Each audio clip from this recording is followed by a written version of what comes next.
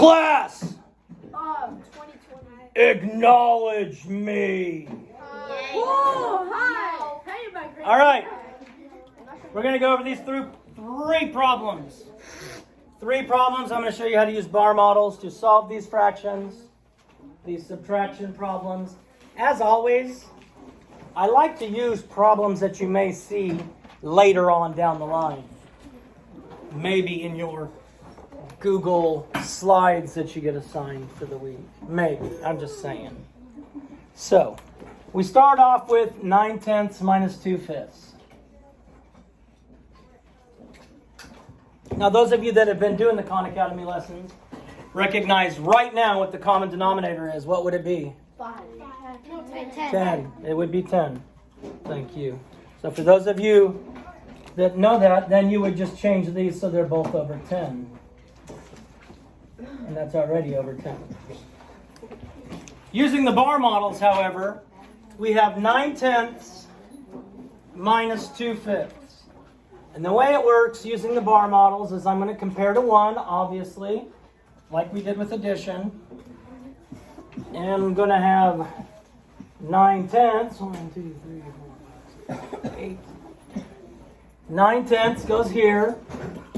And the 2/5 goes below it. So what we have set up here is 9/10 minus 2/5. Your answer is this space right here, from here to here. So whatever would fit in that space that all has the same denominator, that would be your answer. And we can look at this real easy and see that 4/10 equals 2/5, and what is left is 1, 2, 3, 4, 5/10. Right? Okay, and we can use our common denominator here. We said our common denominator was 10. So what do I multiply by 5 to get 10? 2. And 2 times 2 is? 4. Now always go back and check the sign, because that jerk teacher that you get sometimes will mix them up. And then you'll be like, what? And I'll be like, haha. And you'll be like, but I did the math right. And I'll be like, yeah, you did the math right, but you did the wrong math. And then you go, that's not fair. And I go, oh, the fair's in Dallas in October. Too bad. And we subtract, we get 5/10. Now, Emma, if I told you, if this were multiple choice, 5/10 would not be, this is the right answer, but it would not be the answer on a multiple choice test. Why would that not be?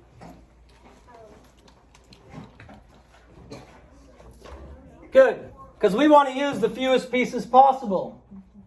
And 5/10 is the same as 1/2. And what if I don't have fraction pieces? Well, it's called simplifying fractions. If I have 5 and 10, I want to find something that is a factor of both 5 and 10. Something that divides evenly into both 5 and 10. 2. So 2 doesn't go into 5. Divides into 5 and 10. No? 5. 1 doesn't change anything. If I divide them both by 1, then it's still going to say 5/10. However, if I divide 5 divided by 5 is 1, and 10 divided by 5 is 2, it just proves that 5/10 in 1/2. It proves 5/10 equals 1/2.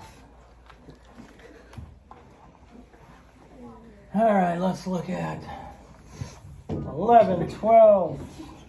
Minus 3, 4. So you guys having fun over there? This kind of sounds like you are. 11, 12.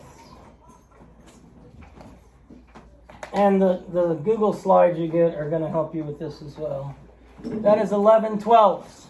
I'm taking away from that 3/4. So I'm taking away 1, 2, 3/4. The answer is what? The distance between here and here. I have 4 and 12. What do you think is going to fit in this space right here? Colt. 1/6. 1/6. Also, 2 12s.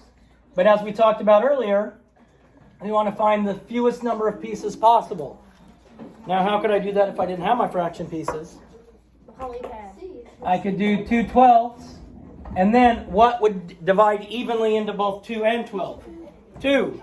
So if I divide these both by 2, I get 1/6, which is what I had there.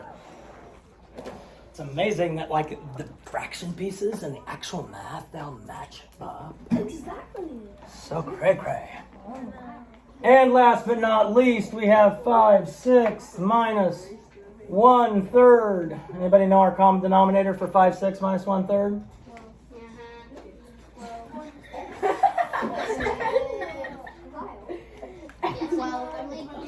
Well, there's a lower one.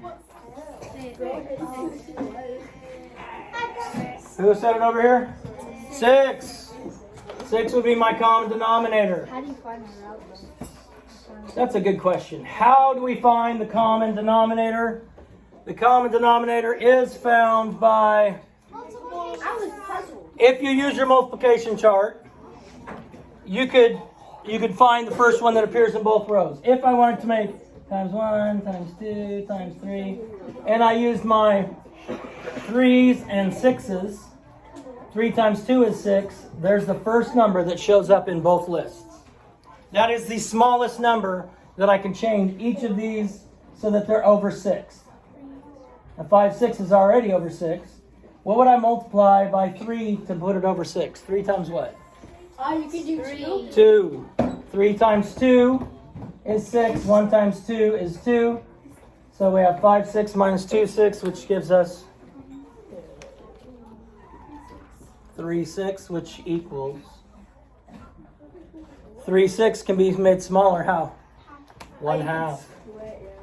1/2. Because if I put this as 2/6 here, my answer, and it's hard when I'd only have, my answer is what's going to be between the end of this and all the way to here, which is 3/6.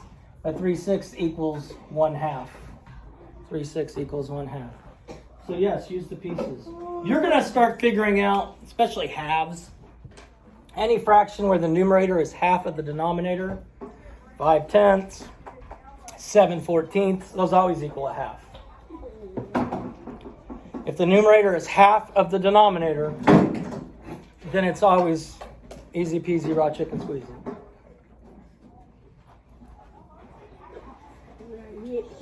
Please subscribe.